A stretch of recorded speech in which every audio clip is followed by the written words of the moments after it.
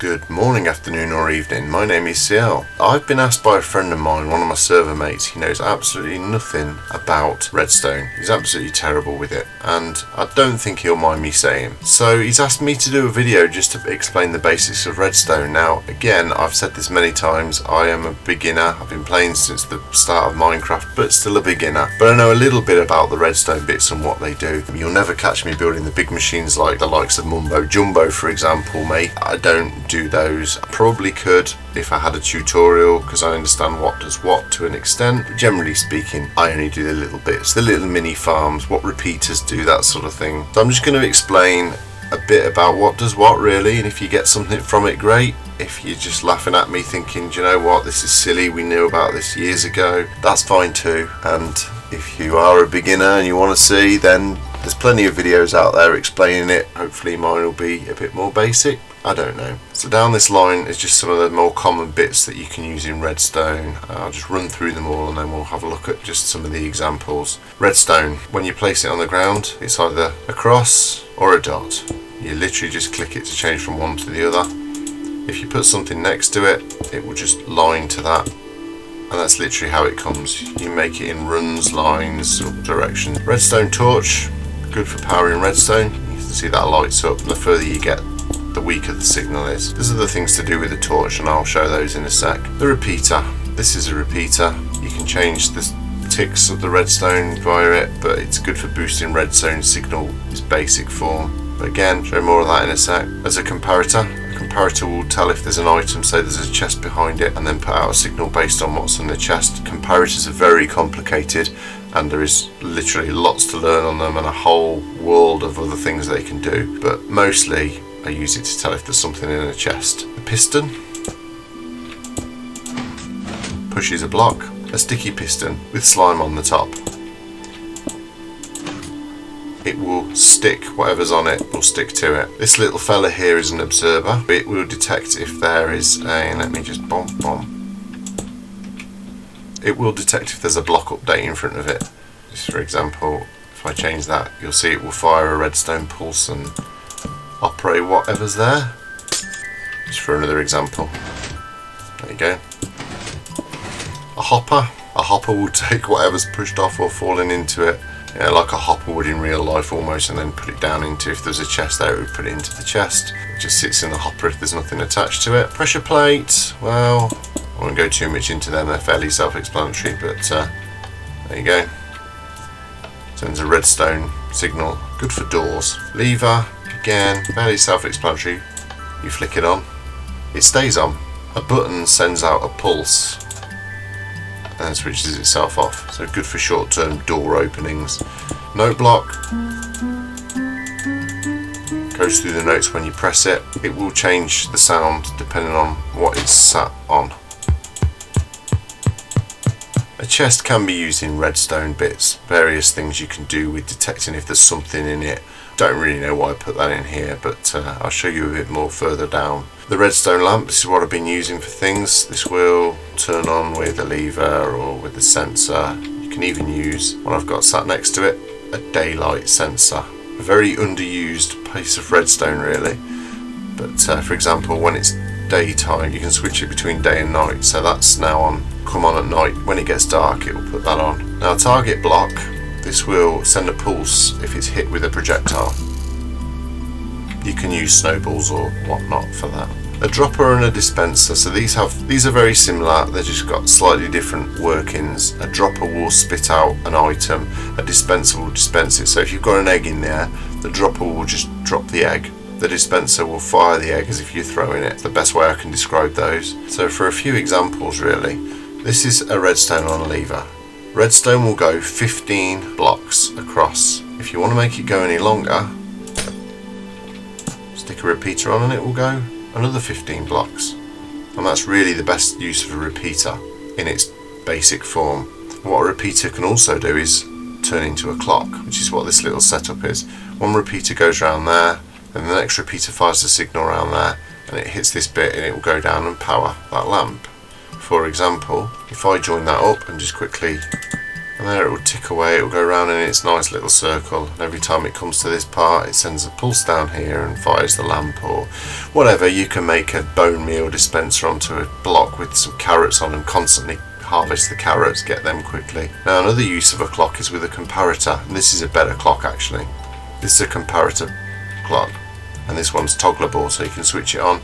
You see it goes round into itself and then flashes that on and off. Another use of the comparator, on and off. Another useful clock is this hopper clock. A bit more complicated, but what this does is if you put items in the hopper, it will gradually fill into the next hopper, and when the hopper's full, fires it round. Every time this redstone block hits that, it turns the lamp on. Now this is toggleable on how long it takes, because you can actually add more items to it and make the time longer.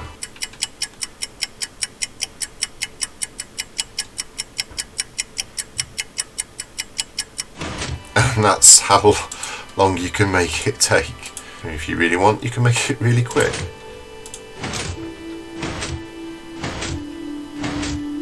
That's with only a few pieces in, but you can make it shorter or longer that way. We will take that out of there so it doesn't make a racket. Going back to the hopper in the chest. Hello, feed. Anything you put in this hopper will go down into the chest. Fire a chest on the top, and again anything you fire into that will gradually empty into the hopper and down into the chest. Difference between dots and crosses on the redstone. There's a redstone dot. It will fire that block because that's the one it's immediately powering. If you turn it into a cross, it fires all of those blocks. Another example is here. We've got a dot which is powering this one only, so when I press that button, that one shoots off. If you change it to a cross, it will now power that block as well, which powers that piston. So both go over. If I fire a lamp onto that one as well, it will also briefly power that lamp. The difference between the pistons, this is a non-sticky piston, so sand's a gravity block. It will fall down like gravel when you push it up, when you drop it. So that will push the sand up, and then when it comes back down, it takes a second because it's not sticking to the piston. And here's a better example. So here's a regular piston.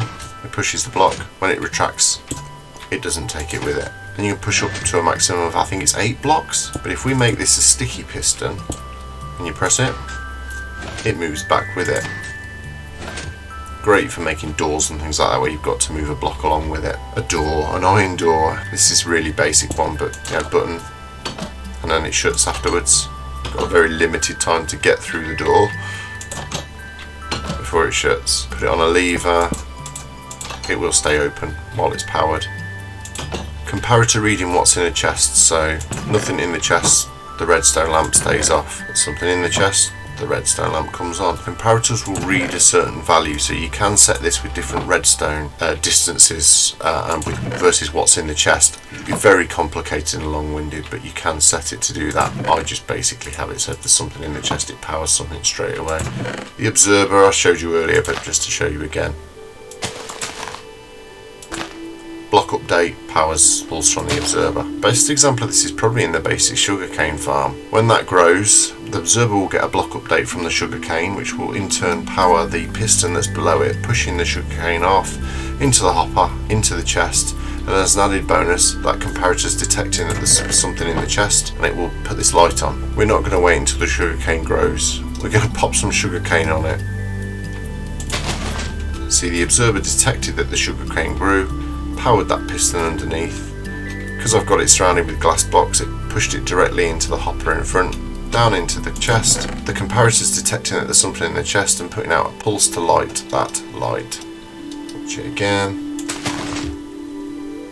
Sometimes you get that with sugarcane, it will sit on the block, the sugarcane. The best way to beat that is with a minecart system running underneath, and that way it will take whatever is on that block. That's perhaps one for another time. So the target block.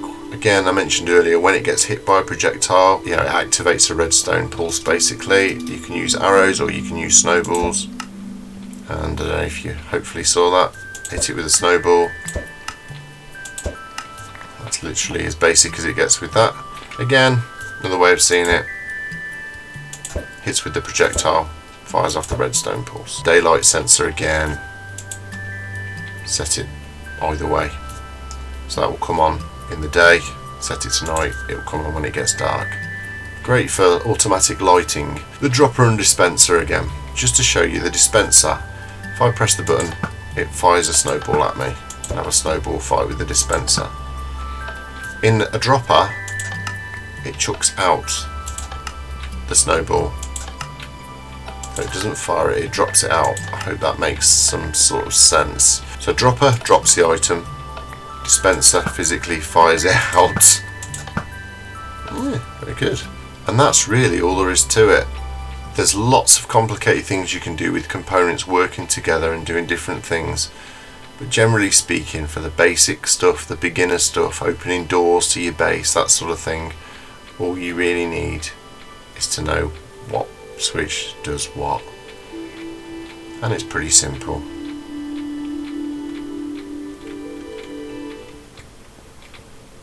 What's this one I've set up for here? What does this button do?